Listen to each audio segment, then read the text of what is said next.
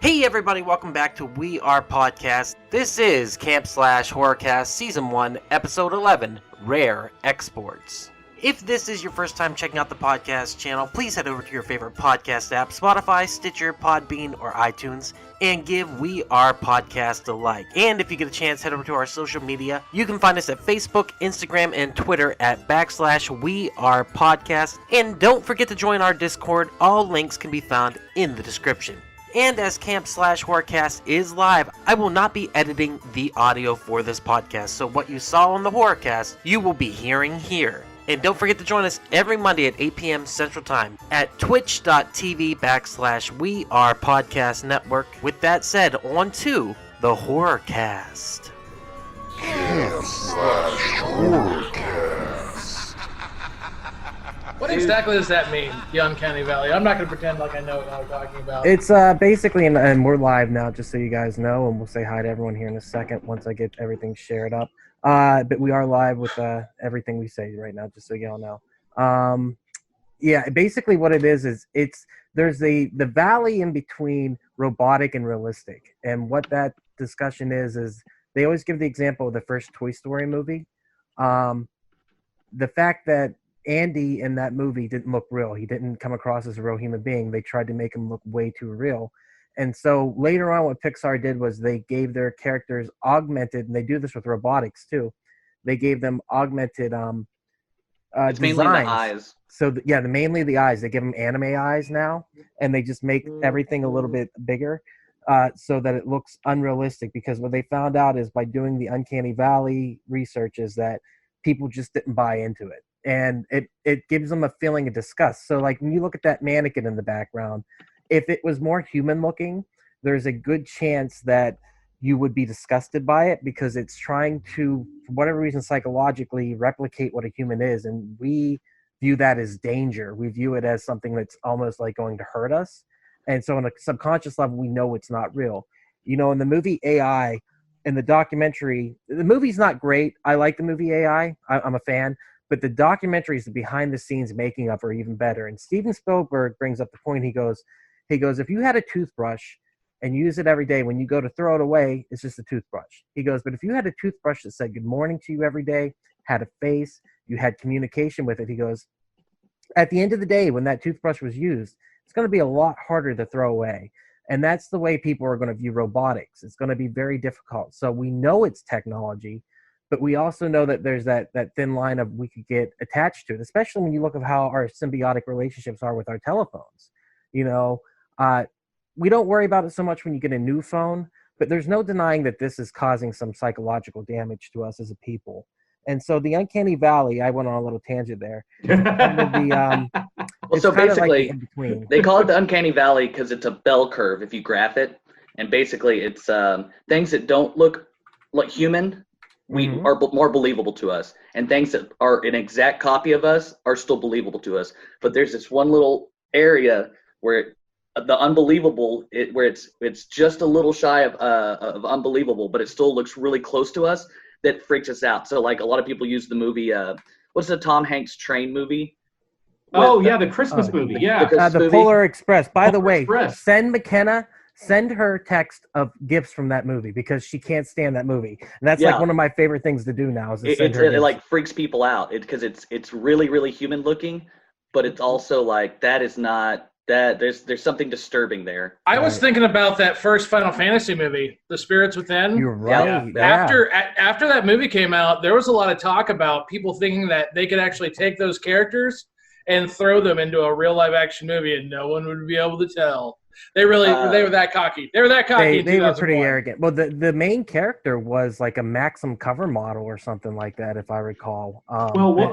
What they did is the makers of the female character who you're talking about, right? Mm-hmm. They asked like the fans of Final Fantasy who was your like all-time favorite like female actress, and they got all these different things, but the one actress they really chose to go with was Jane Fonda's daughter. Is it Jane Fonda's daughter? Bridget Fonda. So if you look at her, she has a Bridget Fonda vibe to it. She, I think it's interesting because she's not her daughter. She's the daughter of Peter Fonda. That's right. I'm sorry. Well, let's get started with the cast, guys. So, hey, everybody, Oh, welcome yeah. to Camp Slash Yeah. Horrorcast, where we talk horror movies from the past every Monday at 8 p.m. This is Duck. I am here today with David Jessup. David, how are you doing today? Pretty good, man. Excellent, excellent. I also have Mr. Jay McClintock. Jay, how are you? I'm doing well. How you doing, everybody? I'm doing good, doing good. And finally, we have Austin McDonald. Austin, how are you, sir? I'm good, Doug. Good to be here. Good, good. I'm a little bit under the weather, so this will be a little bit more of a mellow cast. There's only going to be the four of us. We had a lot of people who have been feeling this weather, I think, and just tired.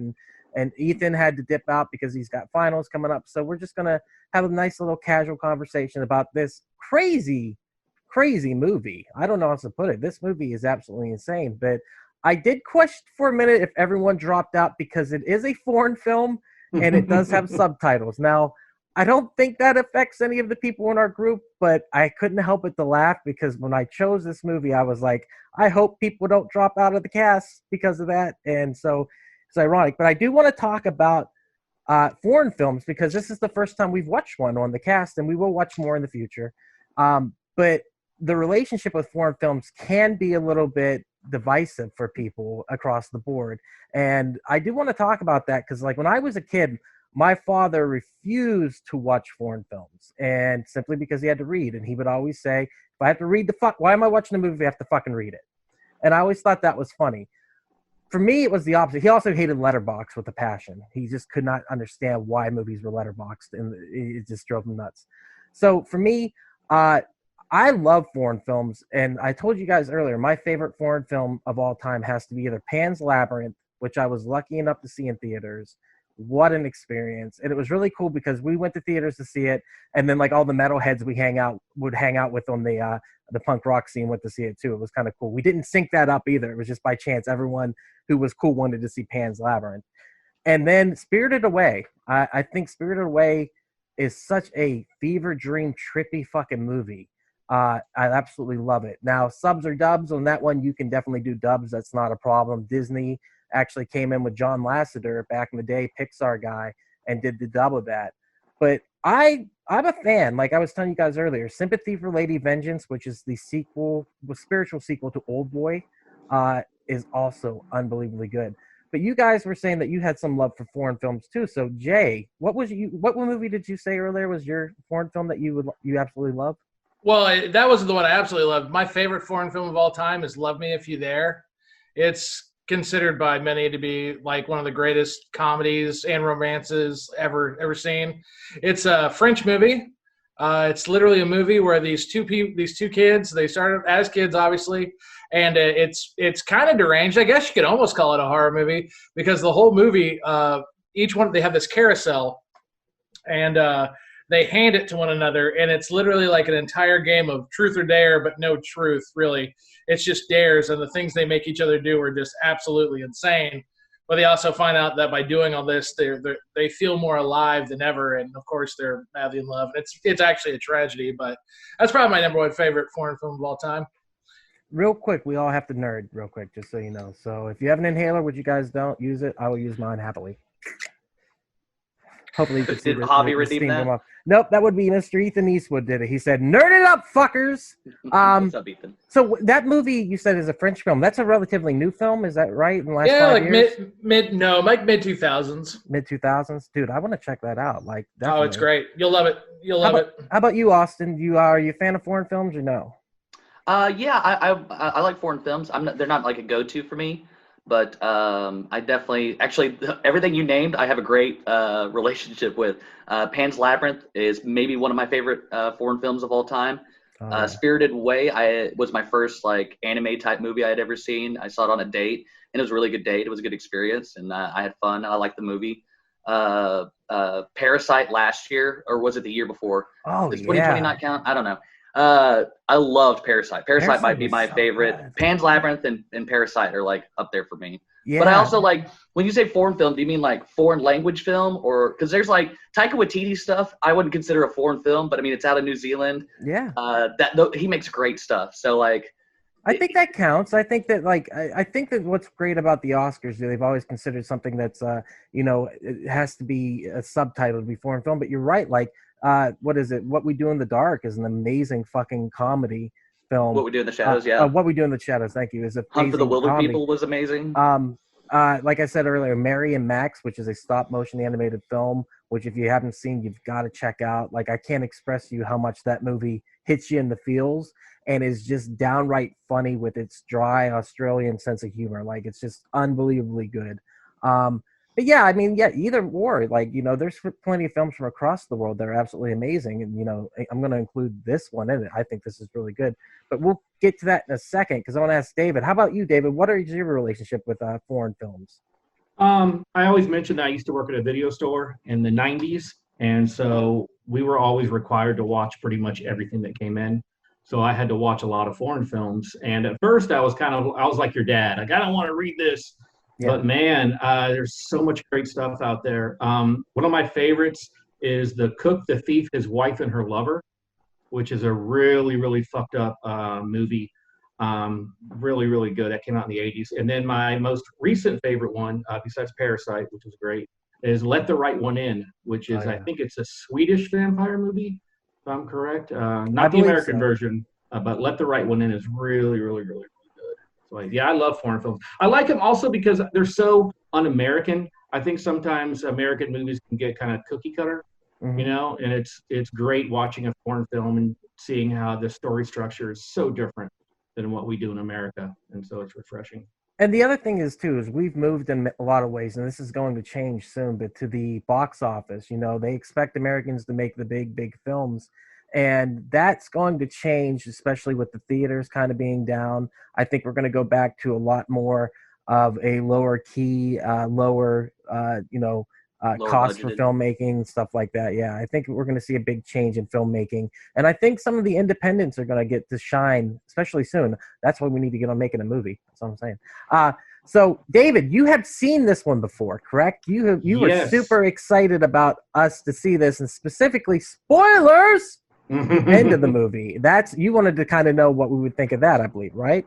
Yeah, because I love this movie, and then towards the end I kind of not like it, but then I end up loving it again. And I have a fan theory, a super geeky fan theory about this movie. So when we get to the end, I want to tell you guys what my theory is. But yeah, last year it was one of those weird, like, you know, you see those advertisements on Facebook or wherever they say, you know, top 10 horror movies you've never seen before, or top 10 Christmas movies you've never seen before. And this popped up, and I looked at the Rotten Tomatoes because I'm a Rotten Tomato nerd. I've got if it's below 70%, don't watch it. Yeah. And this has got like a 90% on it. And so I watched it and thought it was so cool and so impressive too, man. $2 million budget. And the movie looks phenomenal. Yeah. And also big, you can tell they're a big John Carpenter, The Thing fan too. That you could tell there's some scenes in there that are almost completely ripped. I wouldn't say they're ripping off The Thing, but you can tell they're a fan of The Thing, the feeling, the vibe, and the look of it. I was curious of the budget of this film, so I'm glad you brought that up because I feel like there were some times I definitely noticed some CGI in this film, and I actually thought it was pretty good CGI. I mean, I noticed it was CGI, but I was like, that's actually pretty impressive what they're doing right there. Yeah, and for 2010 CGI. Exactly, you know, on a $2 million budget. The $2 million budget. Yeah, and Ducky, you posted the short films that this movie that was made before this movie that got the movie made. And the short films, if you guys haven't watched them, I highly recommend you do. They're really, really cool. But basically, one came out in 2003 before YouTube was even around. And so they weren't able to get all that buzz. But the second one, which is like the sequel to it, 2005, which is it kind of gives the warnings of what to do with the Santa Claus, that was hugely successful. And so they took that and some artwork of what they were planning on doing, and they were able to make the movie. Yeah, it was great because it's kind of almost like Sam Raimi, where they ended up making the short film version of, you know, The Evil Dead or whatever the original one was called, and then he went out to the different investors. You could see the progression. I hadn't watched the short films. I think possibly I saw one of the short films in the early days of the internet. I think I did. But I watched it with fresh eyes after watching the movie, and it's a lot of fun, especially the second one. The second one's a lot of fun. But if you don't know what the twist is, which we haven't given away yet here if you're listening to this before, go watch the movie because we are going to talk about it soon. But once you know what the twist is, that first short film it really works. And I kind of remember seeing that before and thinking like that was hysterical. And then the second one, they do a lot of the stuff that they build into the lore of this. It works. But what's great about the movie, before we talk about it, does anyone else see it before today? Is this is y'all's first time seeing it, right? Okay, just making sure. What's great about the movie is it does not tongue-in-cheek this shit at all. At the opening, he kind of, like, whenever the guy is saying, like, hey, here are the rules, you would think that's a very tongue-in-cheek moment. But the way it's played is very, very serious. And so at first, I didn't know what the fuck was going on. Luckily, I did not know how this movie ended either. So I was pleasantly surprised by it. And I think Jay said earlier he was too. But this movie is very, I don't know. It's like I gotta disagree, Doug. I think it is a serious movie, but I think it's one of those rare movies where it's like kind of a horror thriller disguising itself as kind of a tongue-in-cheek comedy, to where you think it's funnier than it actually is. You know what I mean? I think for me, I took it more seriously. I didn't take it as tongue-in-cheek at all until that last scene, that last segment where I was like, oh, now I can rewatch this. But like leading up to it, the father, his intensity towards the son, and that's actual father and son in real life. Oh, wow, I didn't know that. Yeah, that's cool. So that's actually his kid. And the guy who plays the father and the guy who plays the trapper who looks like Mike, and he does look like Mike Higginbotham. Hardcore. Like the whole time I'm watching, I'm like, it's fucking Mike right there.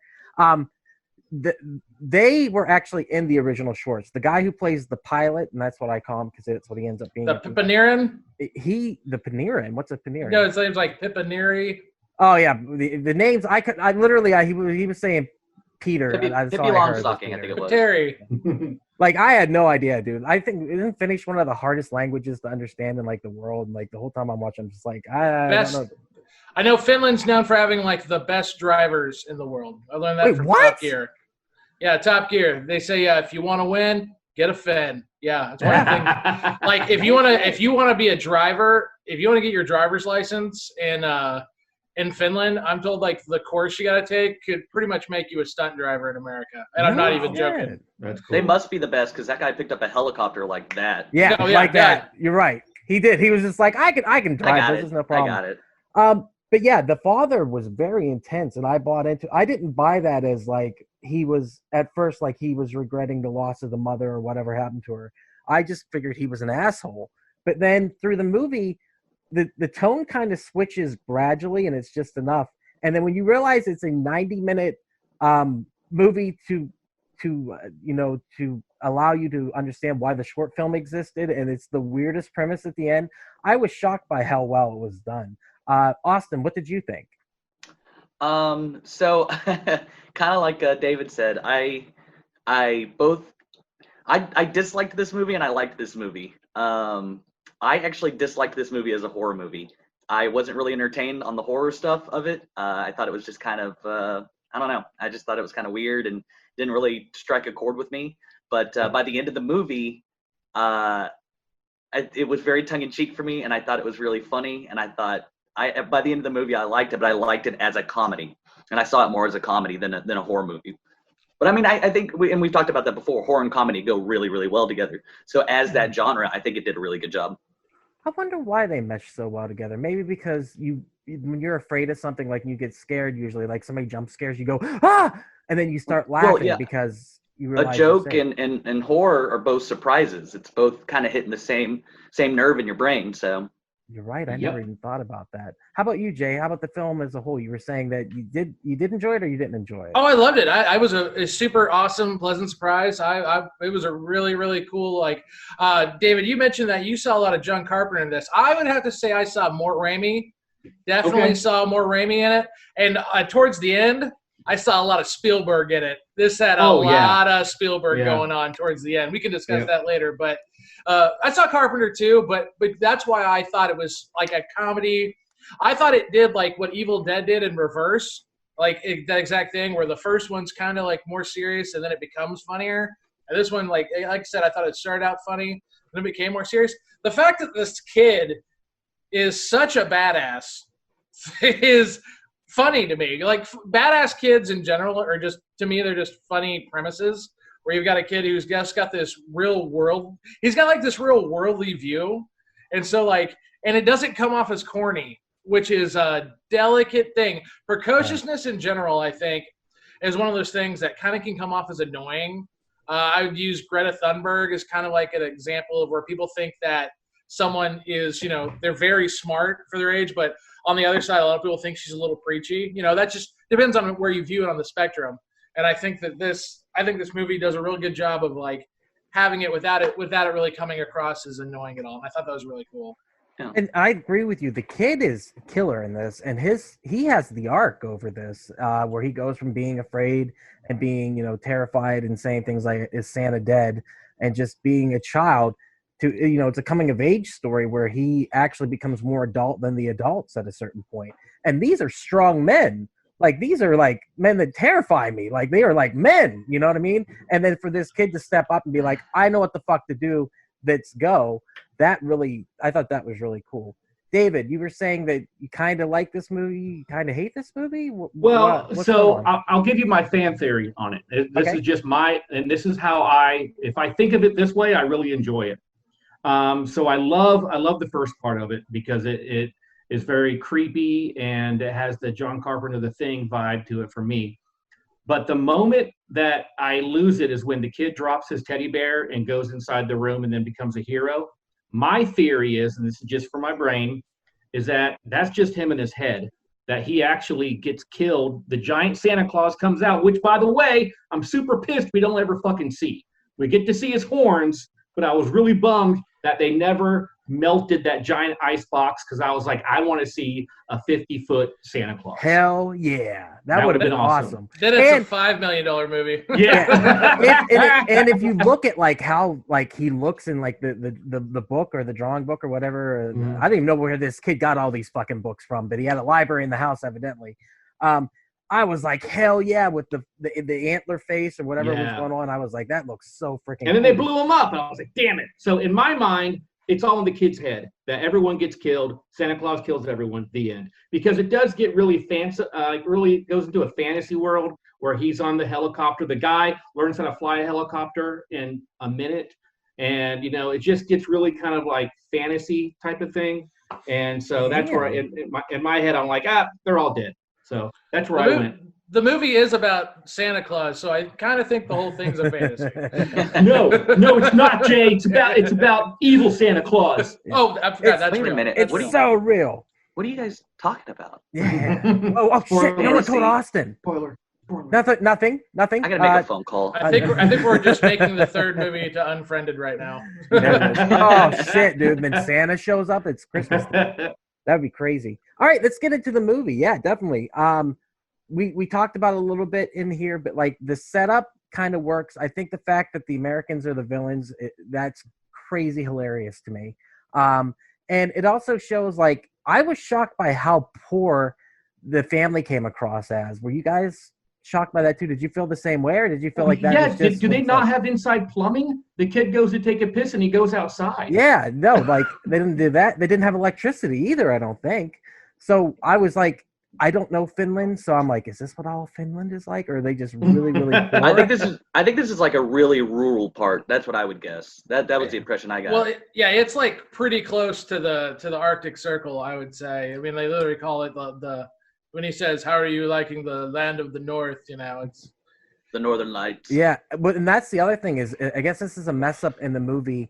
I guess at this time of year that it's set, there is no nighttime. It's only daytime. But for the film, they decided to do nighttime scenes for it. But yeah, I was shocked by that. And then whenever, like they had the scene where like they open up, the guys are talking and they're like, what did you hit? And he's sawdust. And I was like, what the fuck does sawdust mean? And I was like, none of that made sense until I watched it again. And then I was like, oh, because of the lore, it's building constantly the lore of it. And, I guess the ancient Finnish would put ice and they would cover it in sawdust. I guess it was like an insulation is basically what he was saying. Hey, we hit this insulation layer and we're about to find something big. Right. And then when it goes into kind of the, like, he pulls out the new rules, I thought that was hysterical because I'm like, this is kind of ridiculous, but the movie brought it back instantly by becoming serious again. And like making you kind of question, like maybe this rich guy's a little bit insane or cuckoo in the head. Of course, it's not going to go that way because it's a Christmas horror movie. But I thought that build up was really good, and having the kids, because that's what kids do. I don't know you guys when you were kids, but we explored shit all the time. We would always get slightly into the danger zone of things. I remember going to church camp, and they really did gaslight us on this. It was great. But they acted like there was a Native American tribe. I guess this is kind of insensitive, but oh well, I'm going to tell the story. They acted like there was a Native American tribe in the woods, and we went down there, and they let the kids like peek in on them real quick and then go back. But it's that danger zone. It's that, like, how close can you get to danger? And when you're a child, you're a little bit more inclined to do so, especially with lawn darts. You guys remember that shit? You used to throw it in the air and they come down? You guys had lawn darts, right? Surely. I was going to say.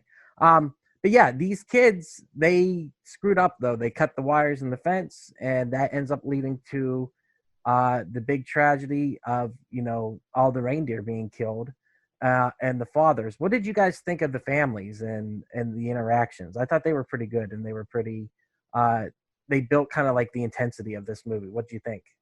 Everything felt authentic, Yeah. I mean, for coming from somebody who's never been to Finland, but yeah, that's definitely a Finnish film. Yeah, but everything just felt really authentic. I think it was really good about that scene, and that to me was like a battery dropping scene when the camera pans up and you see all the dead reindeer, and you're like, fuck, it's you get like this sense of foreboding, like shit's going down. Yes, sir. They did that one shot that Spielberg did in Jaws, and I can't remember what the name of it is, but it's basically where you move the camera in while also zooming out, yes. And it creates that cool zoom effect while the face stays centered. Yeah, I love that shot. That was great. Yeah, and so, but you get a sense of how poor the family is, and when the dad starts doing the math about how much money they've lost, you could see he's like, "Fuck, we're gonna be starving for the winter." And then they have the scene where all they're eating is little, what are they called? Little gingerbread, crispies. Gingerbread thing. Yeah. And the dad burns the turkey or whatever. And you just get this sense of like a father who is just trying so hard to provide for his son. Yeah, and I never even thought about that because he was stressed out before that. That's probably why he was, because they kind of built that up with being like, he's not used to being a single father. I'm guessing the loss of the mother is a relatively new thing, and it's something that they don't discuss between them. And then he's not very nice to his son. And so to see that kind of change throughout the story, to see him going from not being nice to having the arc of being like at the end where he's holding him and holding his hand, and like they found a loving relationship finally by the end of it. I think that's pretty wonderful. But you can feel the coldness.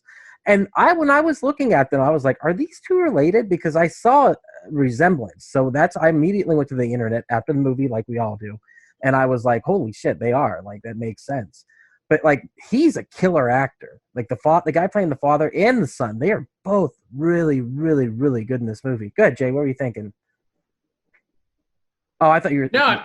No, I was going along. I definitely agree. Yeah, they're definitely killer in this movie. But it's really sad, and like whenever the reindeer are all dead, and you could see the look on his face of like, we're screwed. We are really screwed. I don't know what to do.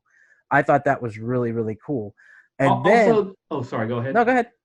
I was going to say also there's a weird sense that this kid once had a dog and the dog died. Yeah. So now he has this toy that he drags along with him and is acting like it's his dog. I couldn't figure out for the life of me what that was. So thank you. Like the whole time I kept thinking, like, I thought maybe it was just a childish thing. Cause at the end, when he goes to the table or the door 25 and he goes to open it, he puts away childish things and he moves on and he becomes an adult. And it's very much, like I said, a coming of age story.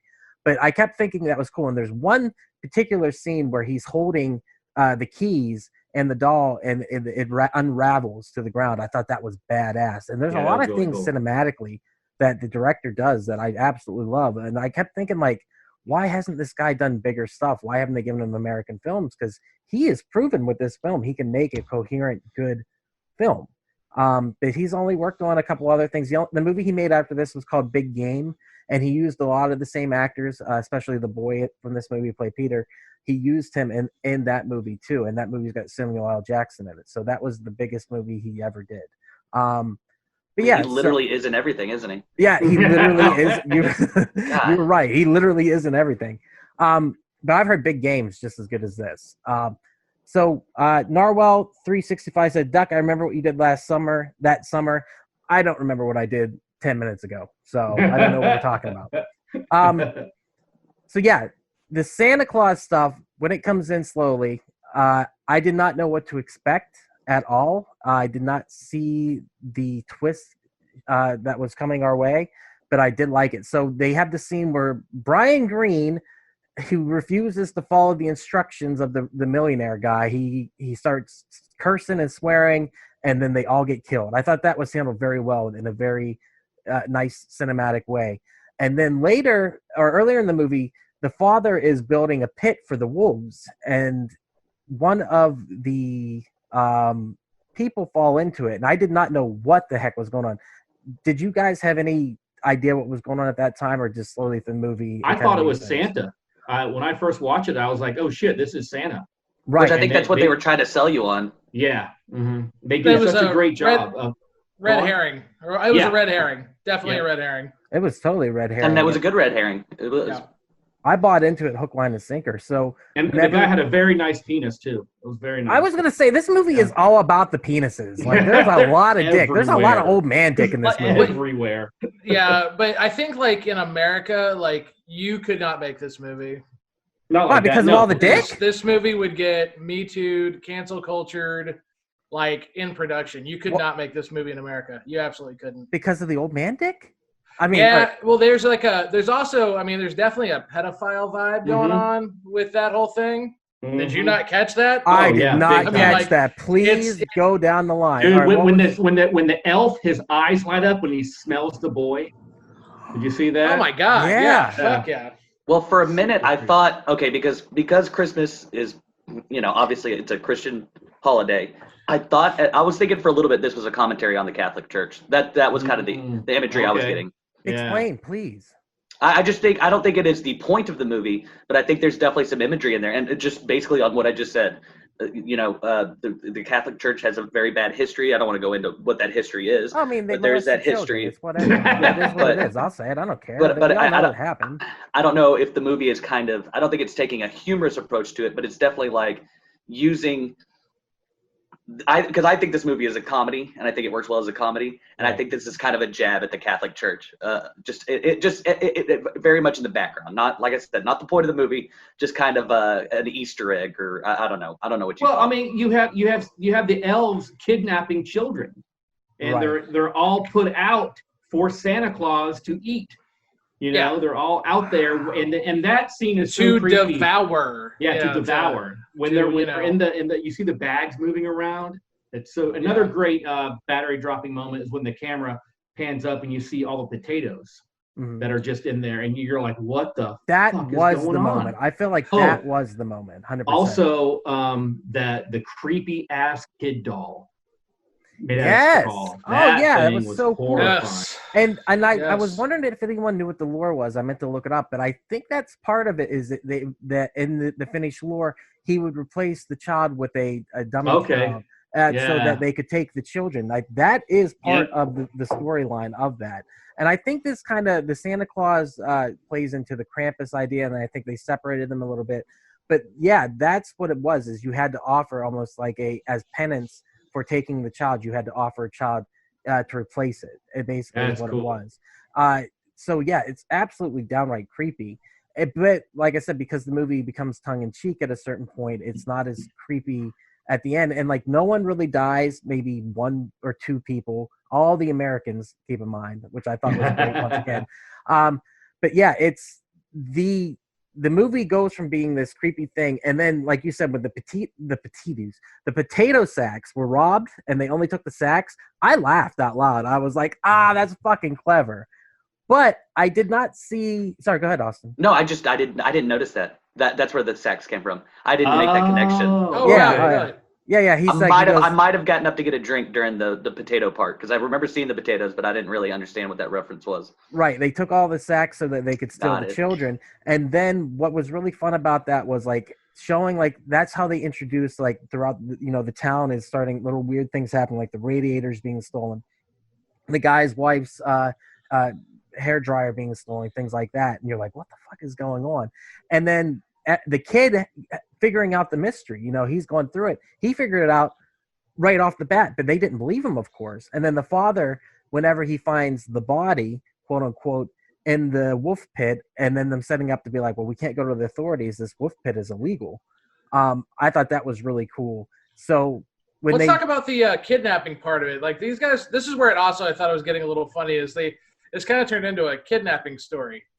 They wanted to use the Santa as ransom. Ransom. Yes. Yeah. Well, which I thought was like a simple plan kind of thing. It reminded me of that, which is another movie. Sam Raimi movie. Yeah. What so a great one one too. And I was just like, oh my god, this is awesome. How much do you want? 85,000. At least $1 million. Yeah. Well, these that guys was really funny. They become bumbling idiots at a certain point. Like I said, they go from being like these strong masculine characters to you realizing like they don't know what the fuck's going on either. And then it becomes the Three Stooges. And literally, when you look at the poster, it shows them in the background as the trio. Because in the short films, that's what it was. It was a hunter, a trapper, and something else. I can't remember. But it's kind of plays into that. But I do want to mention, like, when they have the body, the Brian Green, was the body, the person who became the Santa, was that the same guy who was at the site who was the American, or was it somebody? Yes, he was the guy speaking English at the beginning. It was? Mm-hmm. Okay, I couldn't tell if it was or not. That was the one thing that was confusing me. But yeah, when they pan over to that saw, I did not take that as comedy at first. I took that as dead serious. And now I realize that was like really, really dark humor is what. Well, I think there's a little bumbling idiot dark humor in there, but I think also what the beginning of that movie is setting up. So like for me, I hated the father right off the bat. Mm-hmm. And then especially once we get into the hostage situation, I was like, dude, these guys suck. These guys are huge pieces of shit. I don't like these characters at all. But it sold the end when they're teaching all the elves to be good men and everything, and he's like petting his son, he's smiling. That made it so funny at the end because you're like, no, you guys are huge pieces of shit. Yeah. But now here you are trying to run a seminar on how to be good. Like, right. I found that hilarious at the end. Even at the end, they still even though they're blowing up Santa, they're still going to get they're selling people. It's still human trafficking. No, they took the horns. They took the horns. Yeah. They still got their 30 pieces of gold or their pound of flesh, whatever you want to call it. But again, what do we say? They're poor. Like, here's the thing. They live in a very rural area. Who the fuck are we to judge how they make their money? You know what I mean? The way they make their money was taken away from them. All the reindeer were killed. By Americans, yeah. Yeah, by Americans. Oh, wow, yeah. Yeah, we outsourced it. Yeah. We took away jobs. I didn't even think about all that. That really does. Oh, this movie is heavy political commentary. Yeah, it's political commentary. It's religious commentary. It's funny, but it's also kind of glaringly obvious. But I don't mind it. It's short, but yeah, I mean, it's all there. What I do like is the fact that this movie could only be made in Finland. Yeah. Because the character of this Santa originated in Finland. It is the home of the original, the original Santa Claus. Yeah, the original Santa Claus incarnation. So that's why this is why everyone's like, oh, it's Finnish. Well, it kind of has to be, which makes it even cooler. And I agree. So maybe because at one point they call Santa. This isn't the Coca-Cola Santa Claus. Yeah, this is totally a commentary on like something we've taken from their culture. We turned it into something. And then we came back, and it has destroyed them. Yeah, and you notice how like the Americans became the drones because we became slaves to Santa. Ooh, it's so clever. Yeah, I mean, duh. Holy I get shit! It. I didn't see any of this. It's so dumb. I didn't catch all of this, but I mean, I think it's pretty funny. I think it's fairly clever because I didn't catch all of it. I caught some of the underlying tones, but some of it I didn't catch. And now that we're kind of talking about it, I'm like, I think it's kind of clever. I like how Jay kind of likes it, but he kind of hates it too. I get it. No, I don't mind. Too heavy-footed for you? No. Heavy-handed or whatever. It's fine. No, it's totally fine. I mean, one thing we should be able to do as Americans is laugh at ourselves because a lot of the world laughs at us anyway. Yeah. So it's cool when you go, oh, I get it. Hey, to be honest, I thought it could have been a little more clever. When you've got a big dick like us Americans, anyone can laugh at us. We don't care.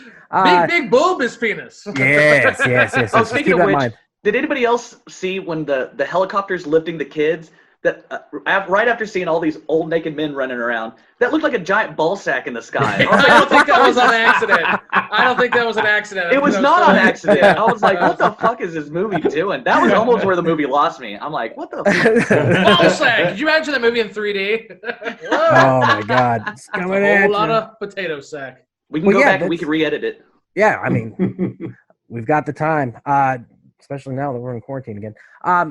So yeah, the movie, I thought it was fun that they went to try to sell to Santa and like they wanted more money, but then kind of like everything kind of sets itself up. This is like almost, I feel like a perfect screenplay because everything that's set up is paid off eventually. Except for, I didn't really understand the kid taking his calendar and stapling it shut and then opening up the big 25 at the end. Was that just to show like his journey from being a child to being an adult then? Is that what that was? I think it was him being afraid of Santa Claus. That's why he was stapling it shut. Okay. Oh, because he was afraid he would get like a little Santa figure or something like that. And that imagery of the big 24 on the door, that camera shot, I thought was a great camera shot. Oh, yeah. Yeah. That was really fucking cool. So yeah, Santa... Sorry, go ahead. I was going to just say this movie is filled with really, really cool shots. It is, yeah. Like film school shots. Like, hey, guys, we're going to study this shot right here. You know, just beautiful, beautiful shots. Well, the cinematography is definitely wonderful. And like somebody said earlier, the CGI used in this, while looking cheap, doesn't look too cheap. I think it works. And it goes from feeling grounded and real at the beginning until it feels more fantastical. And, you know, David's theory that the kid did die and that this movie becomes a fantasy, or even Jay saying that it went to a Spielberg, which is ultimate cinematic fantasy across the board. You can tell there is a difference in the cinematography from the beginning being more grounded to the end where it's purely fantastical. And whenever they're loading, spoilers, the Santa onto the ship, it just looks like it's straight out of a CGI cartoon. So I mean, the tone definitely changes. 100%. Yeah, the tone definitely changed, which was my problem with it because I was really enjoying the first part of the tone. I really liked the Thing vibe, you know. I love it. Like, did you guys ever see 30 Days of Night? Yes. Yeah. You know how Josh Hartnett with the vampires. Yeah. How in the beginning when shit starts going wrong and they don't know what's happening. That's what I liked about this movie. Was stuff started happening and you're like, what the hell is going on? The potato sack's missing. A hand dryer's missing. I love the mystery of that, of all this shit going down. And then the one kid's like screaming at everybody, guys, this is what's happening. Yeah. And no one's listening to him. The one thing that does irk me is the exposition axe head guy, the millionaire who gets taken out, when he says out of nowhere, he goes, this isn't Santa, this is his helper. That part did make me go like, oh, that's the twist.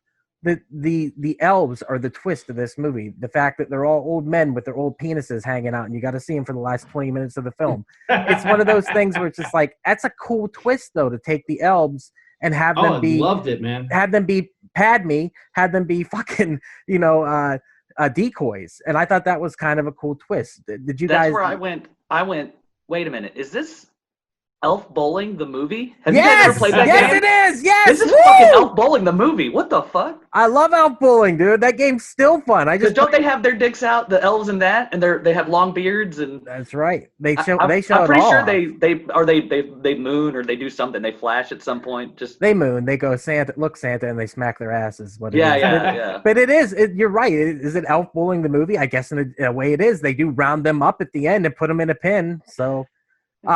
But yeah, it's kind of a cool twist. Jay, did you like that twist or no?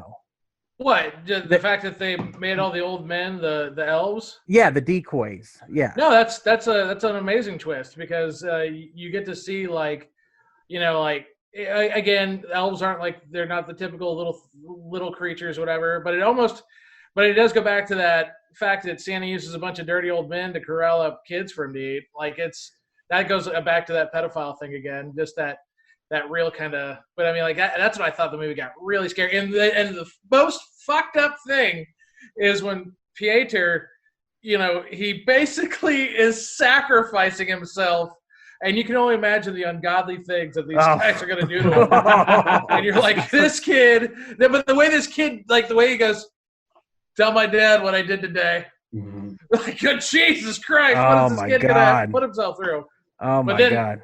But then it went very faculty, it definitely pulled the faculty, and they kill the big bad, and all the other ones don't have anything to do. They all lose their faculty. so. Yeah, and then you get into like the idea of what this 90-minute film was to explain why the short film existed. And I think that that's what's really, really, really funny is to have like, we're going to export out the Santa Clauses. We're going to train them. We're going to teach them how to be Santas, and then we're going to put them out in the black market, I guess. But how does that work in the long run? Don't they revert back? Go ahead, Austin. I don't think you're supposed to think about it too much. I think, It's not. I think it's just a fun way to wrap it up. Like, did that ending throw you guys off though, David? You said that's the thing you wanted to talk about because Well, because I love the ending of them shipping off the people. I imagine them shipping off to like malls across the country, across the world. That these are Santas that are at malls now, and that's what they're doing. They're basically shipping these guys off. But yeah, I just, for me, like I said, the tone. I wanted the tone to stay the same, and so that's why I came up with my fantasy world of everyone dies. It makes me happy. Maybe this movie is supposed to explain to kids why there's mall Santas. Because if there's mall Santas all over the country, how's that the real Santa? Oh well, we ship them out of Finland. We mass produce them and ship them out of Finland. They allude to it too. I mean, the dad literally alludes to it. He goes, "Now you know why Santa can be in zillions of places at once." Yeah. He sends all these ones out. His helpers. And I like that aspect of it, is that idea of like they're being sent out, but where do they ship them back? I mean, I know you said not to overthink it. You're right, but I had to.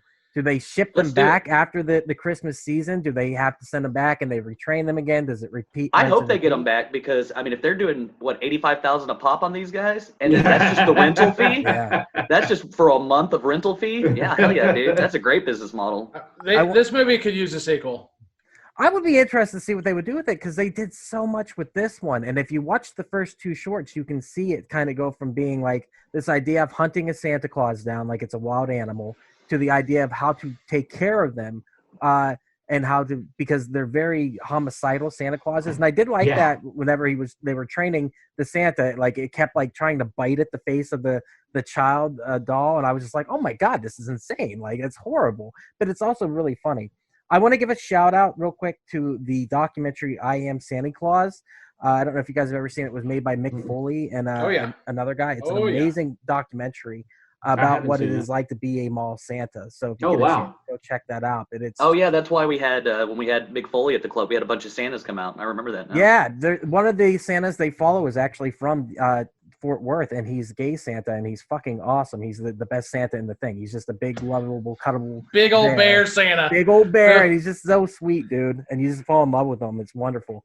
Hey, I got a pitch for a sequel. Sure. Since you said it, Jay, the horns that they have, right? Yeah. So the guy, someone that is related to the guy that got killed, the big rich guy, he takes the horns, extracts the DNA, and then builds the giant fucking Santa Claus that we can finally see.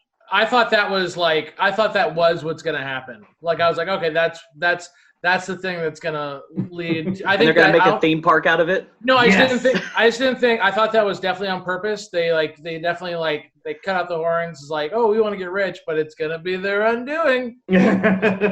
They make a theme park, and then it gets destroyed, then it gets rebuilt again, and then they go to a mansion, and it becomes really weird. Dude, that's $1 million idea. Why haven't they made a fucking Santa theme park, though? They should make Christmas theme parks. See, I went to the American, Santa Land. They have Santa Land. There is one. Yeah. There is? Uh-huh. When are we going? 24/7, 365, yeah. What? It's all the time. Like what is it? All right, this movie's great. What is the Santa place? What are you talking about? Like it's in a building or something like that? Dude, there's this show I watched back in the day called Fanatic, and one of them was this person who's obsessed with Santa, and there's like this town that's literally Christmas all the time. I think it's in the documentary. I forgot about that. Yeah, probably, yeah. It's freaking awesome. Well, guys, I enjoyed the shit out of this movie. I thought it was great. I will say for me, just go. Jay, do you recommend this movie? Oh, absolutely. It's a lot of fun. It's super cool. Yeah, I think it's a blast. How about you, Austin? Would you recommend? I'd recommend this movie. I'd say, me personally, I didn't enjoy every minute of it. There was definitely some parts I was kind of dragging for me. But overall, I especially by the end of this movie, I liked this movie a lot. Fuck yeah. How about you, David? What do you think? Yes, I recommend it, and I also recommend watching the shorts.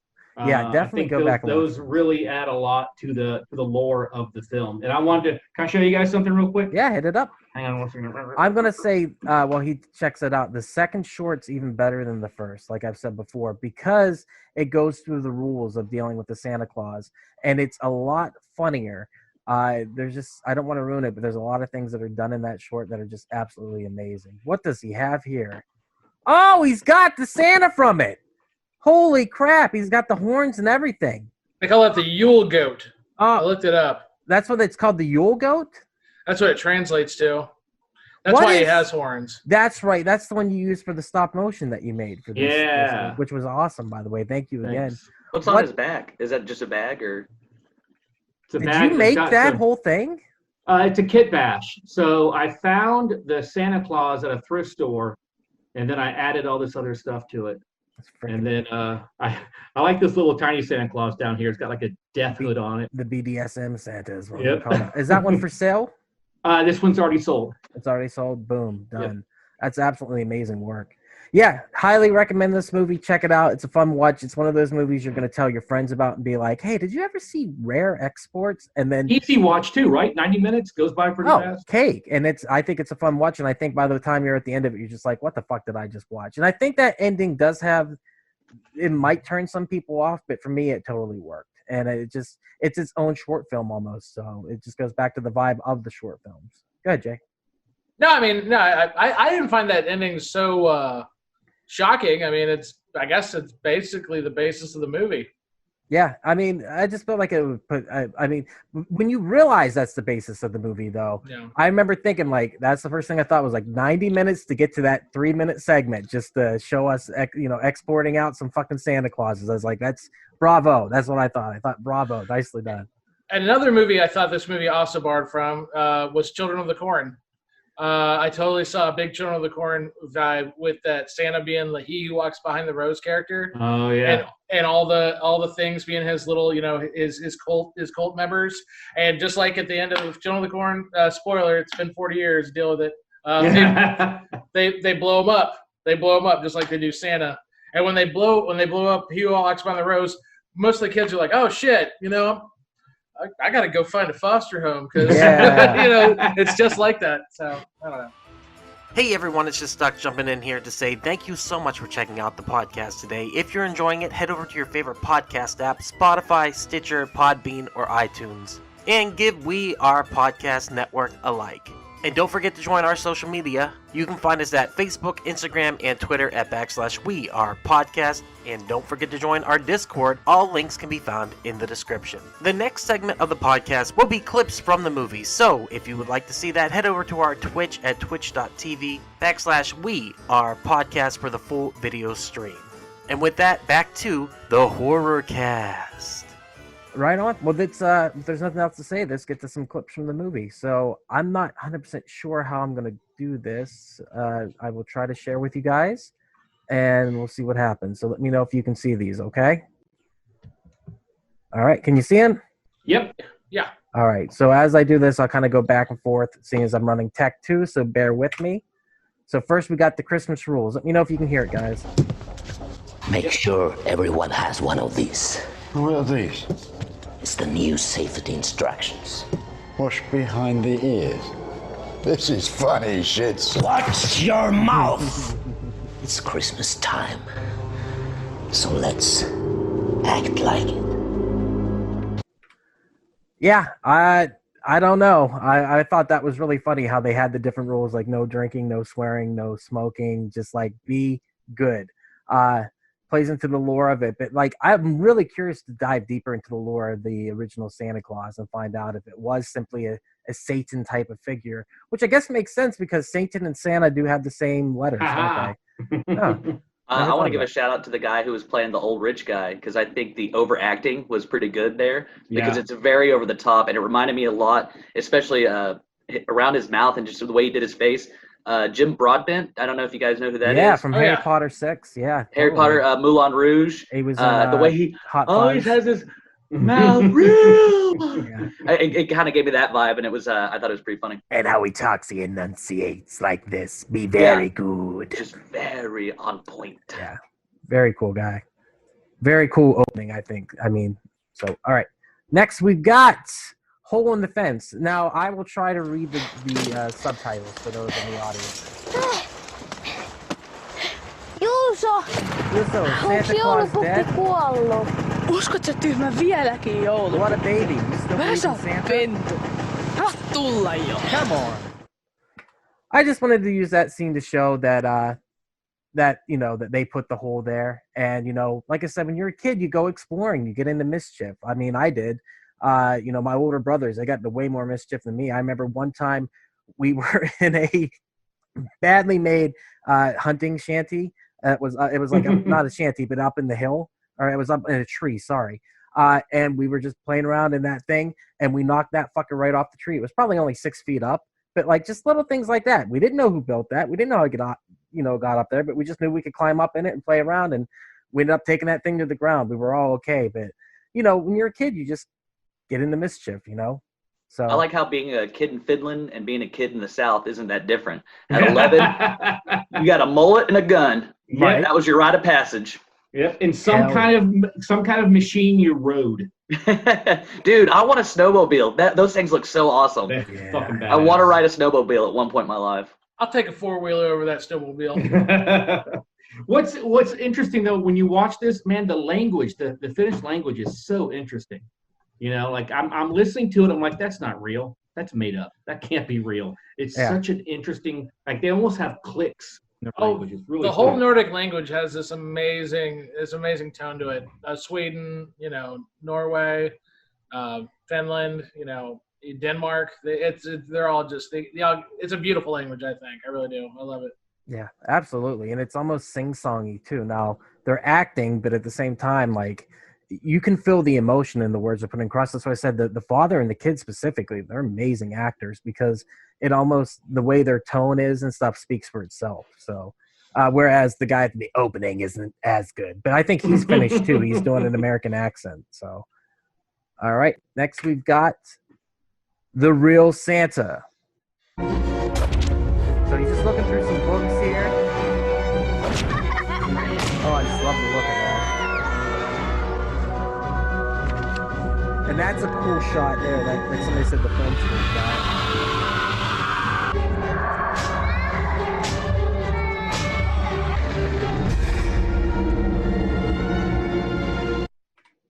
I just thought that was a cool shot for the film, and just to show like a little bit of the lore. They build like the history of Santa is not a good person or a good mythical creature, and that little bit there. So I thought that was pretty cool. All right. By the way, was anybody else really uncomfortable when he was running around in his little tidy blueies, little blue underwear? Yes, I was very uncomfortable with that. Yes. Well, yes. especially because they did a foot to top shot at one point. Yeah. It's like, what are you doing here? Yeah. And then his face, he kind of looks like a little girl also, and so I was very just uncomfortable during all of that. I thought him and his buddy both had a very certain androgyny about him. Yeah. And it was like, okay. Yeah, but him walking around, like when he was walking around in his blue underwear, like, but he owned it. Yeah. He owned it. So, that's what I do. That's what I do. I did that shit when I was his age, especially on Christmas morning. Dude, I did that shit this morning. Are you guys kidding me? I walk around in my fucking blue underwear all the time. Like, that's just who I am. Like, he's judging you. Yeah, like, that's how it's working. All right, what do I got? Where'd it go? I did not clip that, by the way. No way. Dead deer. Ah, such a cool shot. That's a cool shot. This was about $200,000. Yeah. Merry Christmas.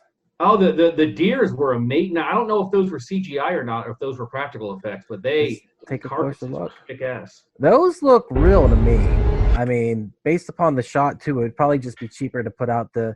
And I'm sure they've got taxidermy. I bet the ones that are more in the background are probably just like CGI. A part of a skin. No, it could be CGI or just like a rug that they lay down. They're and the layered. ones that close are the more detailed ones. If you guys can see it, they're actually layered. Because look at this top left one, and look at the top left of that kid's shoulder. That's almost the exact same. So they're actually, it's a lair is what it is. I can kind of see it now that I'm looking at it closer. This one on the right kind of stands out too. Look at the edging on it. Right. Next to this guy's shoulder. It's a little darker and the lines are a little more defined. Yeah. But Definitely. again, a great shot. I mean, how beautiful is that? Yeah. And it's just shocking to see it too. Yeah. There's so many. Good scenery will make up for really expensive cinematography any day of the week. It really will. Right. And they picked amazing places to shoot. Yeah, you can't fake that. You can't fake real, and you feel it. You feel the weight of things like that, and that's what we always talk about. Like, we love how they did the new Star Wars movies where they mixed the practical and the CGI.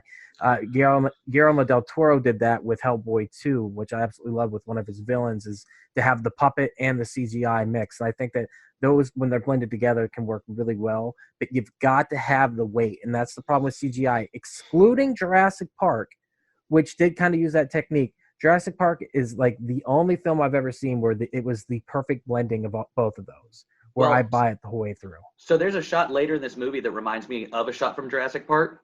And it's the shot, you might have it in the clips, but it's the shot where it's from the helicopter and all the elves are running. They're trying to get them in the pen. Yes. And so it's dark because that's one of the basic principles. If you have cheap CGI, you can make it look really good by making the scenery dark, put it at night. And then like Spielberg did it with rain with the T-Rex. They did it with snow here. So you kind of blur the entire image, but it just sells the shot so much more. And I'm pretty sure that shot of the elves running in the pen is CG. It looked very CG to me. But but I thought it was a great shot.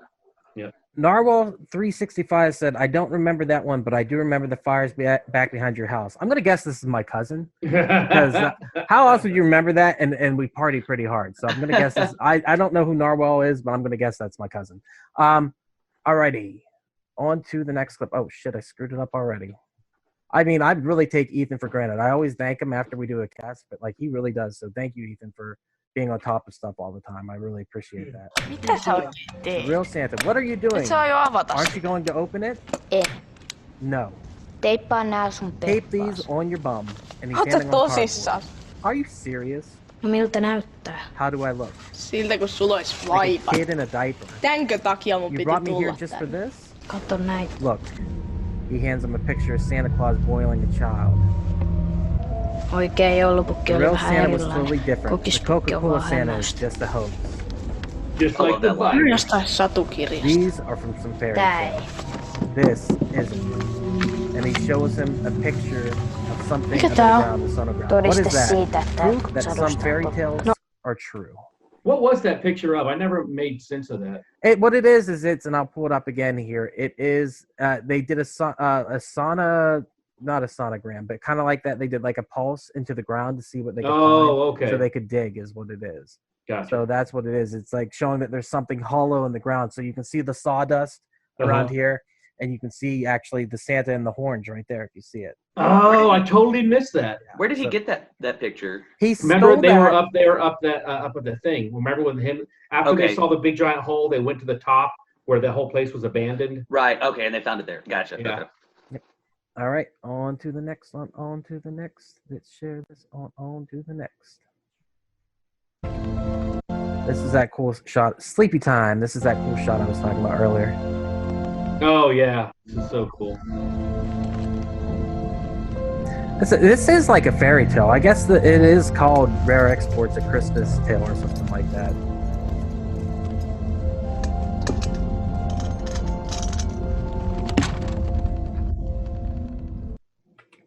I do also like the fact that the kid, like, he armored himself when he told his friend, hey, put this cardboard on your butt to protect it so you don't get spanked, you know what I mean? Or maybe even something further than that, because I didn't see all the, the allusions to it. Everything else, but that was kind of cool. I thought that he was wearing armor the whole movie, and they're like, well, what are you doing? He's like, I'm just playing a game. But he wasn't. He knew what was coming. He knew that like he was in trouble. So I thought that was kind of cool. I want to meme that shot real quick.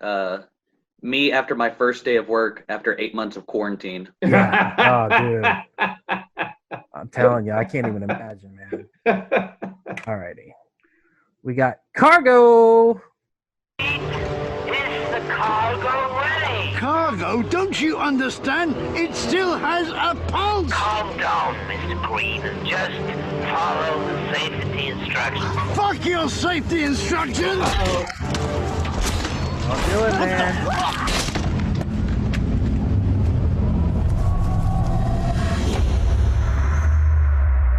Did y'all notice that they gave that? Oh, sorry. Go ahead, Jay. Did y'all notice that they kind of gave those legs a green hue? No, I didn't. I didn't notice that. I also didn't notice that the guy says he still has a pulse. I missed that. Here's what I don't understand. Oh yeah. Yeah. And I don't think that's an accident. Like that's like elves are known to wear like green. You're right. Yeah. And I was like, okay, these are the elves. But they intentionally don't show you anything else, and they make it really snappy quick. So you're like, oh, those could be yoga pants or whatever elves wear. But, I'm shocked that there's not a big old donger hanging down. They fucking passed out yoga pants to all the Americans. I guess I caught like everything this movie was throwing at me. Like I was like, oh, okay, cool. Like. Well, shit, Jay, even right there, like the next scene is Mr. Green that I'm going to show, and he's what's his name? said, Mr. Green. Mr. Green, yeah. Hey, real quick, here's what I don't understand. If the Santa was still frozen, what got those guys that made their helmets fly off and everything? The elves. Like it seems like they were grabbed. Yeah. No, the elves. Yeah, but where did the elves? But they were the ones from? turned into the elves. Yeah, where do the elves come from? I think the elves have always been out in the wild. And it wasn't until Santa was brought out of the ice that they woke up. They were activated. They were activated, and they kind of are going out and collecting children and are going to get them. But the elves are the ones that killed the guys, because later on you see them and they're holding shovels and pickaxes in the background. Well, see, I thought Mr. Green turned into an elf. I thought it was all the guys that were on that construction team blowing those all turned into Santa-looking guys, which are the elves. Oh I thought God. it was that whole crew was turned into elves. There's a Thing-style movie happening. That maybe one of them got possessed, and then it slowly possessed the others. And like you guys said earlier, the Thing is happening in a different side movie to this movie, where the elves are getting possessed one by one. Maybe that's what's going on. So maybe I could see that, because you don't ever really see them get killed, do you? I was under the impression they weren't dead. I was under the impression all those guys were the guys from the crew. Gotcha. Oh, that's cool. All right, I didn't think about that. You don't think, Jay? Just because they're all super old, and I'm just thinking very American imperialist right now. Like, if I were to, be digging up a Santa creature, I would probably be using a little bit younger workforce. Yeah. Well, but that's the thing is, Santa's helpers in some cases look like Santa a lot. Like when you look at figurines or you look at like elf bowling and stuff like that, sometimes they're represented like that. Plus, Mr. Green, the guy at the beginning, he had a shorter beard. It was like my size beard. And then when you see him in the butcher shop or whatever, he's got a long beard. His hair isn't as much there. Yeah, his hair is shaved off. I think Austin, you're onto something, because I'll buy it. Yeah, that's starting to make more sense, because why would he have that license and that ID on him? Yeah, no, he was that guy. But who was the first? Who was the first elf? That's a good question. Maybe when they brought it out, somebody touched it or something, and he was the first one, and then slowly it spread throughout the crew. Which is why the whole place was abandoned. Oh, that's exactly why. That's what he was like. He had a couple crew members left, and he's like, we got to go, but like, that's fucking great, and that's why he was like, shit's going weird around here. Why is it having pulse? I was under the impression everybody turned into the elves, but I just didn't know how it started, because Santa was frozen. And they would all look like old men by the end of it, because for that very reason. That's fucking great. Like I said, there's a Thing-style movie happening here. Totally sold. All right, Mr. Green. We're not talking about Cluedo. That's such a cool shot. All the little hooks and everything. His eyes moving there. I noticed that when I first watched it. And that feels a little bit like Hostel right here. Yeah. Very much like but Hostel. You can see his eye moving. He's got REM going on. See? Yeah. Green, Brian, Jonathan. Jonathan. And this is where they're deciding. I have an hour to my first Santa. We got to chop up a body. I got to go play Santa Claus. just go back into it, man. I mean, you just got to go on with your day after dealing with the body, I guess. I don't know. I love how the guys just immediately were like, "Yeah, we're gonna chop this guy up." Oh yeah, I guess. these are Finnish men. They don't fuck around. They just go back into it. So. And they're practical. They're like, dude, we got shit to do. Yeah. I gotta get to the fucking first Santa shop. Replacement. This is what I was talking about earlier about the Paikka dog. siinä. Boop, stay. Boop is his pet dog. This is so cool.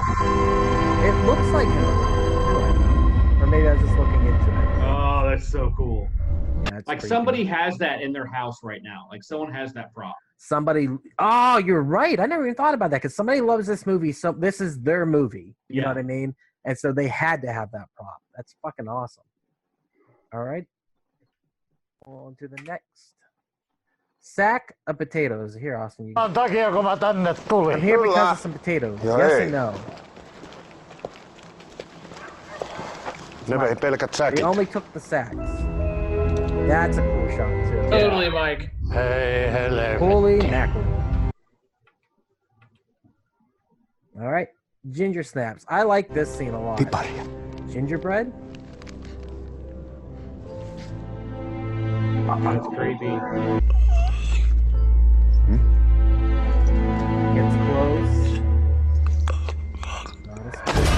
Oh! That looks legit. And he's a fucking badass. He's just wiping at it, but that shit looked legit. Like, that hurt. I like it. All right, on to the next. No kids. So the kid's on the phone, and he's got a list of names, and he goes, "Oh, he isn't." Okay. Joo, en ole nähnyt. Joo. No, I haven't seen Ja him. hyvää joulua. Moi. Merry Christmas. Bye. And he crosses off another name from the list. I thought that was kind of cool too because it just lets you know, like, he's figuring this shit out. Like, he already knows it. He's trying to tell everyone. He's trying to tell the father. He's trying to tell. He's just putting it two and two together. And who would believe him? He's just a kid. Well, this is a nice little redemption story for him, like for his character, because at the beginning, I think he feels a lot of guilt about opening up that fence, costing his family all that money, and then by the end, they're making all the money because he figures out everything that's going on. So I thought that was a nice little redemption story for him. Yeah, he's got definitely a good storyline. On to the next here, we've got He Sees You. Yes. Oh, watch his eyes. Listen to that music too. Oh yeah, full orchestra. Did the soundtrack. Oh, Look at his eyes. Mitähän se oikein näki? What is he looking at? Pietari. And that kind of Also- goes along with this next scene. Go ahead. Oh, you're probably going to show the scene. What I was going to talk about. Yeah, what are we going to talk about? Him hanging, when they have Yes. him hanging all wrapped up. It's so cool. That's what's coming next. Yes, I like that a lot. I like how he immediately drags his son closer to the weird naked dude. To the danger. He immediately grabs him and he's like, "Get over here!" Come Is that what towards you the want? danger. Pitare. All right. I just put chilling because this is funny to me. This made me laugh out loud. This was great. Just them sitting like that. So creepy. Beautifully creepy. The sound Next. design too.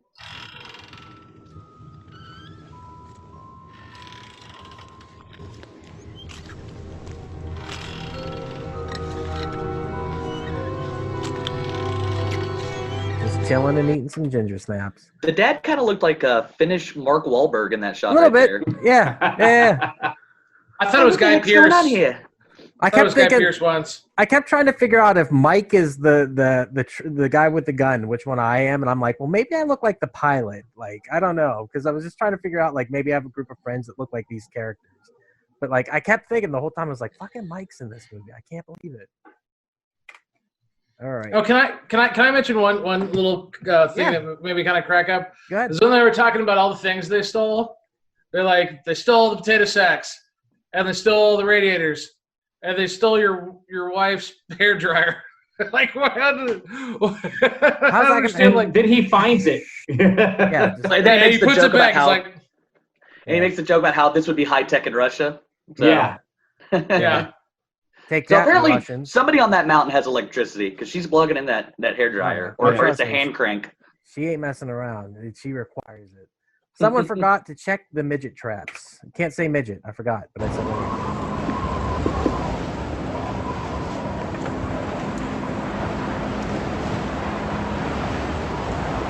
Because he's about to say. Vittu mikä What a kääpi. midget. Yeah. Cracked me up.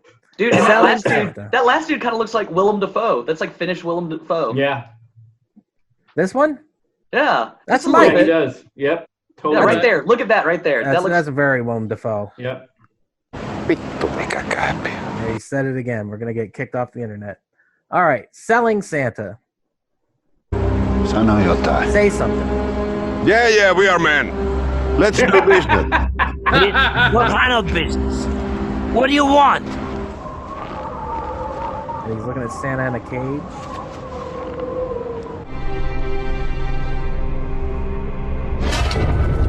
Uh-oh. His eyes lit up.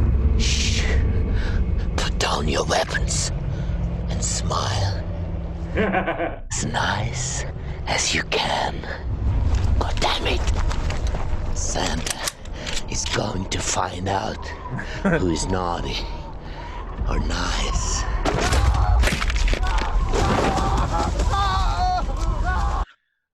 That I don't know. That's just so much fun to me. Like that whole scene. And then do you think he gets killed because he said, "God damn it"?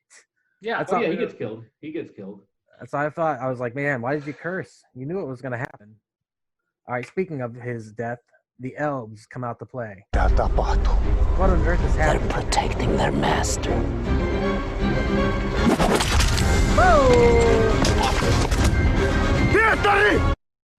Really, the only death scene in the whole movie.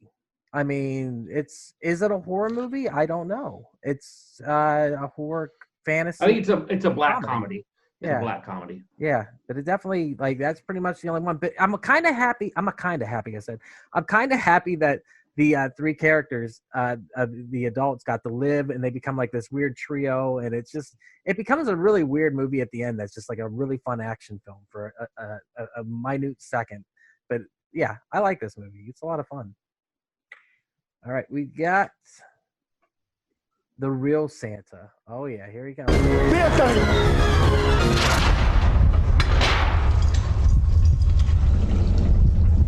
So cool. That is So pan, huge. the pan, and you see the heat coming off it. The heat from everything. I thought that was pretty cool. I'm actually kind of glad that they didn't show the Santa. I think, David, you said earlier you wish you would have seen it, but I Yeah. kind of like the mystery behind it, and still Yeah. like you get to see the horns and the threat of it melting, and like, oh Yeah. shit, this guy's coming. But they didn't do a big breakout monster chase scene. It was just like, we got him before he even became a problem. Right. And and Jay's right. They just didn't have the budget. Yeah, There's no no. way that would have cost so much money to make a giant Santa Claus. I think it would have taken away from the movie a little bit to see the thing in action. I really Mm-hmm. do. I think that it's I think part of the mythos Yes. is that they stopped it. Like Yep. that's like, and they did it together. yeah. And I think if this was an American movie, you would have had that scene where he Oh, breaks yes. free, and then they have to find a way to defeat him, and the whole third Yeah. act would have been different. You're so the right. way it played out was perfect. And Yeah. the horns are enough to let you know that there's something menacing happening. I think showing those pictures in the beginning of the movie really set it up how big and bad the villain would be. And then just to see the size with those giant antlers, you're like, holy shit, this thing's out of control. But who said the faculty earlier? Me, right here. That But was it's- a great fucking like. But yeah, it's kind of like person.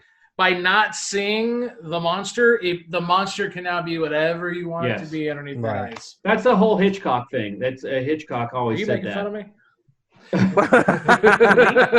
But like No, I agree with you 100%. The shower scene in Psycho, you never see the knife going into the girl's body. But you know? think you do. You think you did, do. Mandela. Yep. Yeah, it comes down to what you don't see, what your brain can make up is actually scary. Jaws works so much better because the shark never worked, so all Yeah. you saw was the fin. You barely see You know? Bruce, and then Scarface is a great example when they chop the guy's arm off in the shower with the chainsaw. You never actually see that happen. What you see is the aftermath of the arm, I believe. You might not even see that. but you see his reaction, and the reaction allows your mind to create this reality that's just much more terrifying. You know, Austin brings up a good point about seeing the whole monster, and that. Sorry. No, it's freaking me out. What was that? It's a face hugger. Yeah, no. But in the movie Alien, my all-time favorite movie, it's kind of disappointing for some people at the end when you get to see the full alien, because it's just a guy in a suit. Really? Whereas up to that point, you only see sections of it. You know, you only see the head or the tail or arm. You never see the full thing. And so I have to agree with Austin and Jay that it's probably better that you don't get to see.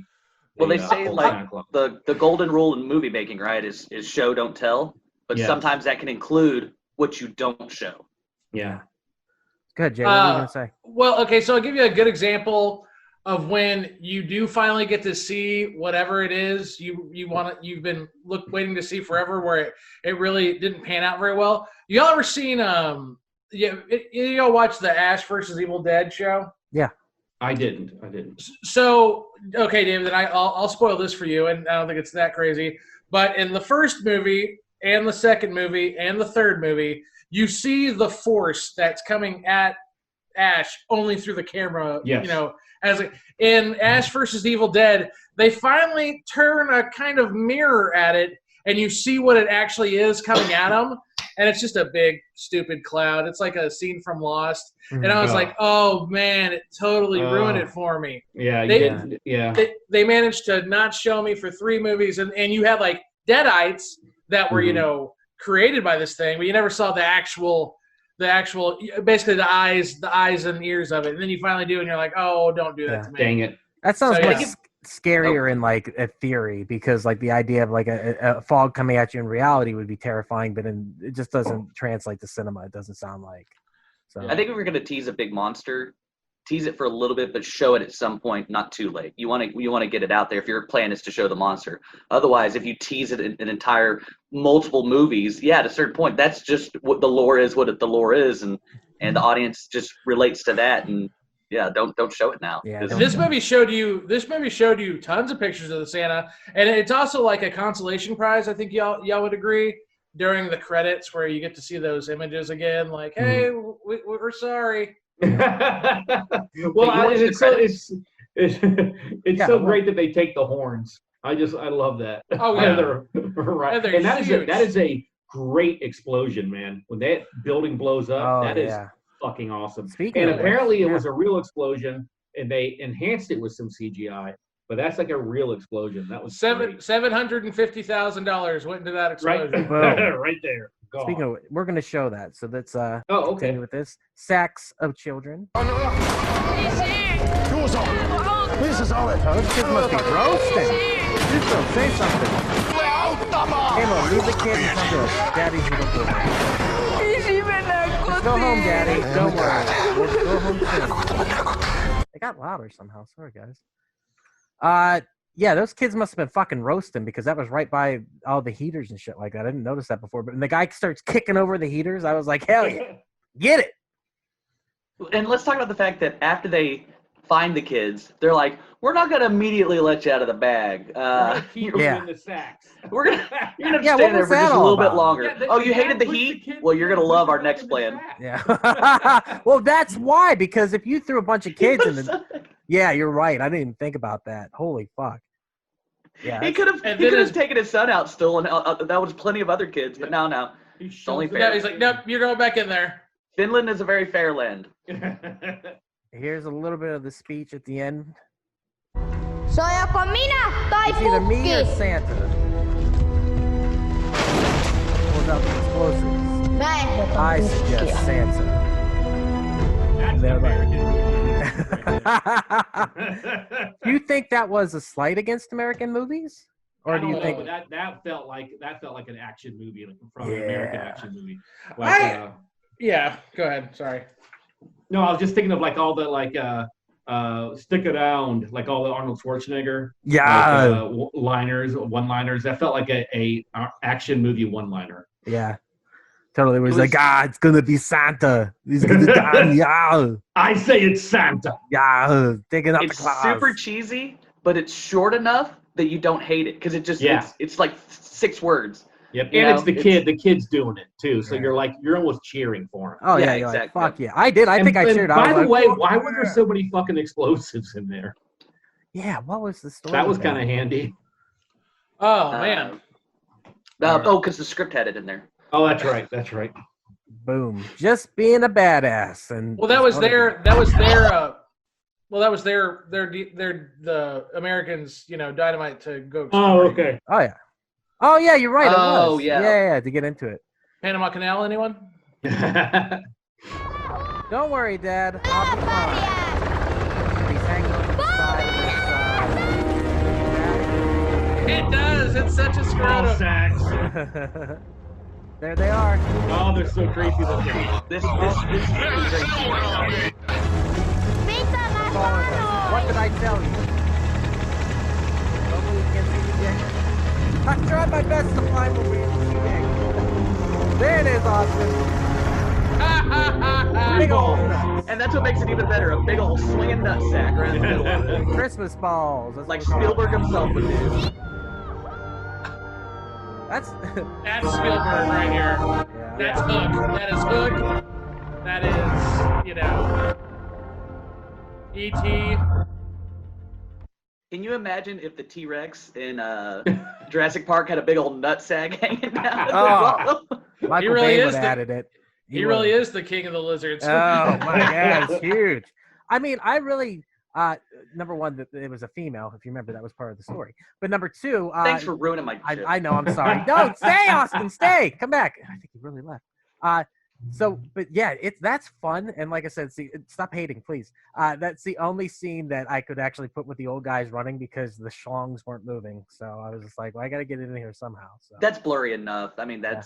hopefully no one saw it after my fucking nip slip last week. Holy shit, that was stupid. Yeah, did you catch any backlash for that? No, I deleted that Twitch stream immediately. So What, the whole thing? It's lost? no, I have a copy of it because I like to watch it by myself.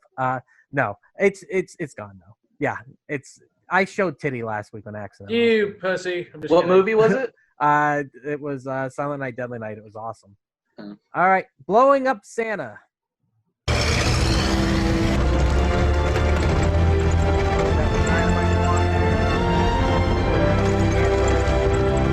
And this is that explosion. Rauhallista Have a Merry Christmas.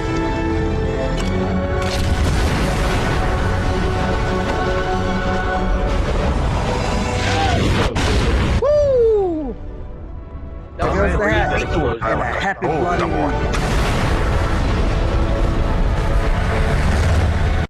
That's For big like explosion. For like a half second there, David, did you think like I do, like you were gonna see that fucking form coming Yes, after him just a little coming bit? up out of it? Yeah. Totally. Yeah. I totally submit now. Screaming, "Give me my horns back!"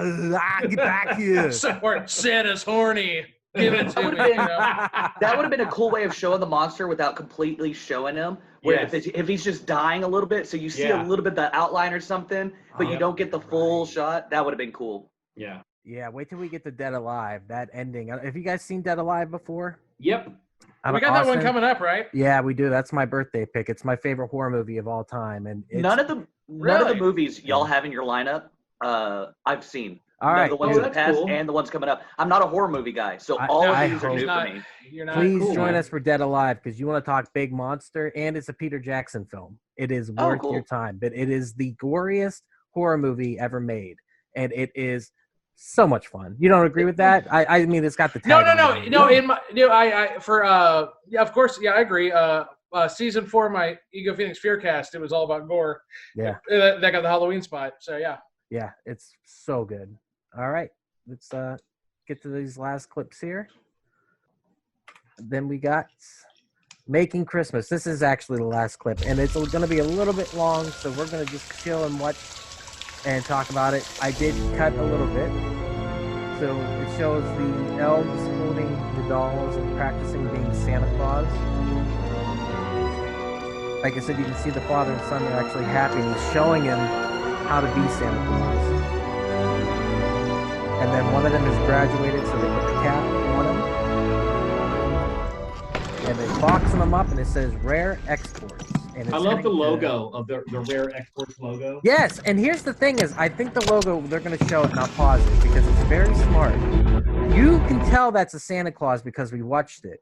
But if you didn't know what that was, you didn't know that was a Santa Claus, that could be a monster. Yeah. And that's why it's so clever, because especially they had this logo on the initial short film. That's what makes it so good, is because if you just saw that logo and you saw Rare Exports, you'd be like, what the fuck is this? It looks like a Cthulhu, you know what I mean? Almost. So I thought that was really cool. Like, even looking at it right now, I couldn't really tell what the Santa is, but I guess it's like big shoulders and thin arms. Is that what it is? Yeah, okay. And the beard. It's almost like Tim Burton's Nightmare Before Christmas Santa. Yeah. About that way. Also, this is going to Zanzibar, Tanzania. Yeah. I don't know. That's where they're shipping it off to. It has an Indiana Jones ending to it, doesn't it? That is so much a Temple of Doom reference. It's ridiculous. Not Temple of Doom, Raiders, right? Raiders, you're right. Raiders of the Lost Ark. I'm so sorry. And even this here with the guy, like, it looks so fake.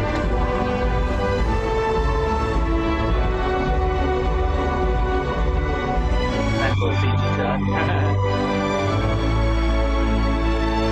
Boom. That's a cool one. The land of the original. Avengers. Yeah, the music though, I didn't even notice until watching those clips. This music is very John Williams-ish. It's a great soundtrack. It's bombastic. Or Hans Zimmer. Yeah, it's got that, like, it's catchy, like literally to the point where I would be hearing it in my head and be like humming a little bit of it here. And then I kept hearing this Zelda song from the A Link to the Past, and then they were meshing, and I was like, what the fuck's going on? But like, it's so similar, but it's really good. And I think that we don't talk about the soundtrack enough sometimes on these, but like we've had movies that have classic soundtracks such as Nightmare on Elm Street or Friday the 13th. This one has a soundtrack that it does its job, but also it's very catchy. So couldn't every one of you guys like name about 10 or 20 American action movies this movie just humbled with how good it was? I think we named a bunch just tonight. That's what I'm saying. Like, if this movie is it's a wonder because it's really well done for super, super cheap. Right. $2 million, man. This was definitely a passion project, and this guy is good at what he does, you know? I mean, it took, almost 10 years, my guess would be, to make this film. 2003, the first short came out. The next one was followed in 2005, and then 2010, they got to make the movie. We got to find a tax credit is all I'm saying, because I'm sure Finland took care of a little bit of that movie. So if Texas got a filming tax credit, we'll take it. We're making a movie. Guys, with that said, I appreciate you being here. I forgot we got to do Will Recommends. So let me get that loaded up real quick. Because even though Will wasn't here, he wanted to make sure that we have his recommendations. So here we go. Oh, I see. The ego on that, man. Let's just talk all the way through it. Yeah, turn it down all the way, and we'll just minimize it. And then we talk about how much we hated all of his recommends, but now we can actually say it. Like, who does he think he is? Do you see this though? He made it as though all of us were going to be here tonight, and he picked what shirt I'd be wearing. Wait, are you playing it right now? Because I can't see anything. I can't hear it. I can't see it. This is a simulation. I told you it's a 50-50 chance that we're in a simulation, and this is proof. Yeah, we're in a simulation. So how do you explain bacon? Are you pulling that up, Duck, or? Are you gaslighting us, Duck? Were we secretly doing gaslight next week? This is No. how you're telling us? No, I'm just doing Will Recommends. Why? We're not seeing anything. We don't see or hear anything. My bad, guys. I'm so sorry. Thank you. Yeah, this isn't a joke. We didn't get, hey, guys, let's pretend we don't see it. Oh, I'll text you right before this. I like how Doug wasn't listening because we said it. He was like, I couldn't hear you over my audio. I just heard you guys talking a little bit. Streamer, look at me. I'm on the Twitches and I'm twitching, and I'm on. It's time for Will Recommends, and I'm on Twitch with you, and we're twitching. We're doing the Twitches. We're Twitch. We twitched. We have successfully twitched. We're twitching. Let's talk about Will Recommends, because I'm very sorry I had to send this video because I'm not on the show tonight. I had things to do, and I very much apologize that. So let's get right into it, though. 2 recommends for today. We're doing it a little different. We're going to do TV shows, television shows for... Well, I mean, nothing's on television anymore. It's all Netflix and Shudder and Hulu and others.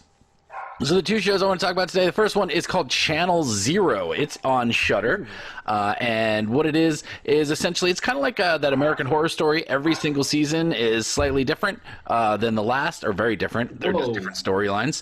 But I want to specifically talk about season 2 of Channel Zero, which is called The No End House. It's really, really, really great story about a group of teens that go into a haunted house, and things just go crazy, and nothing's what it seems, and it gets really, really wacky. But it's really solid whole season. Honestly, the show itself, every season's pretty decent. 3's a little lackluster to me, but 1, 2, and 4 are just great. 2 just happens to be my favorite. The second one I want to talk about is a brand new show that's on Netflix called Alice in Borderland. Essentially, I guess it was a manga, so Javi will actually watch this one, I bet. It feels very much like the old Battle Royale movie or manga, where it's people are brought into this place that looks just like where they lived. They have to compete in these games, and people stuck somewhere is one of my favorite genres. So it's just really solid show all the way through. You never really know what's going on. Another one of those where it's a little less horror and a little more action and thriller. But I highly recommend that. So check them out. Season 2 of the first one that I said, Channel Zero, and season just 1. There's only 1 season of Alice in Borderland on Netflix. That's it. Sorry I couldn't make the show. I love you. I miss you. Gotta go back to Twitch streaming. I'm a Twitch streamer. I'm streaming on Twitch. I'm doing the generators. That's actually about what it's like whenever we play the game. So thank you, Will, for doing that. So we got to do our final goodbyes. Oh, shit. Wasn't me. All right. David, where can they find you on the internet? On the internet, on Facebook, Stop Motion Nightmares, and then on Instagram at Children of Dave. And then if you're in Dallas, go to Curiosities in Lakewood and Curious Garden by White Rock Lake. You can see my art in person. Nice. We got to get you over at that Euless place too, or Bedford, or wherever that guy is. He's I'm gonna go talk to him soon, so hopefully he'll be down. He's a cool guy, man. He's got that horror shop up there. So yep. Horror Freak DFW. Yeah, it's freaking awesome. So yeah, definitely go check out David's stuff, especially like I said, I always say the Instagram. You've got to see the stuff he's putting up there. Thank you again for the stop motions that you do for us, man. We love them. We love putting those out there. Oh, it's so dude, I can't even imagine how much work that is. So I appreciate it so much. Well, that's why they're only like 20 seconds long. No, but they rock, and every single one is awesome.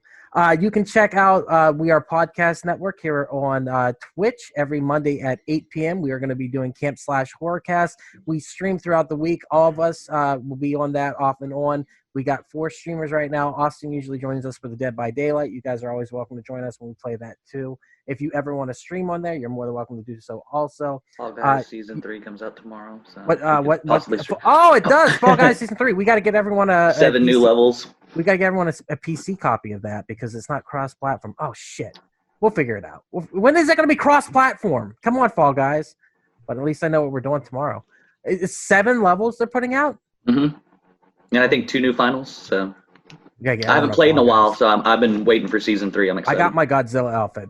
That's all I care about. Hell yeah, dude. So, yeah. And the Goose outfit. You can check out We Are Podcast at wearepodcast.podbean.com. I'm releasing podcasts all week long, so definitely go check it out. Support us. You can see the link at the bottom of the screen right now. Other than that, guys, I want to say thank you for joining me. I know it was a small crew tonight, but I feel like we had a lot of fun. Mellow cast tonight. So thank you to everyone here, and thank you for watching and listening later on. With that said, we will kill the stream. And there it is. Thank you so much for checking out the podcast today. If you enjoyed it, please head over to your favorite podcast app, Spotify, Stitcher, Podbean, or iTunes, and give We Are Podcast a like. And if you enjoyed this podcast, you're going to love the other podcasts here on the We Are Podcast Network. We have We Are, where we talk movies, entertainment, whatever the fuck we want to talk about. That's me, that's Jake, that's Javi. We're breaking down pop culture, and we're having a blast. And don't forget, we are Bagu, a video game podcast where we talk Atari to Steam and everything in between. That's me and Dr. Ethan Eastwood. We're breaking down all that video game lore. Heroes, Gyros, a Dungeons and Distractions side quest. Me and the boys were playing some D&D and we're having so much fun. I hate being sober. Personal stories from epic people where I sit down with some of my favorite people on this planet. We talk about their trials, their tribulations, and we just talk about whatever we want to talk about. And finally, Camp/Horrorcast. That's our weekly video cast. Join us every Monday at 8 p.m. Central Time on Twitch as we break down our favorite horror movies from the past. Check out our social media. You can find us at Facebook, Instagram, and Twitter at /WeArePodcast. And don't forget to join our Discord. All links can be found in the description. With that said, thank you again for checking out the podcast today. We truly hope you enjoyed it. Don't forget to like, comment, and subscribe, and please share with your friends. That's the only way we can grow this channel. With that said, we'll see you on the next one.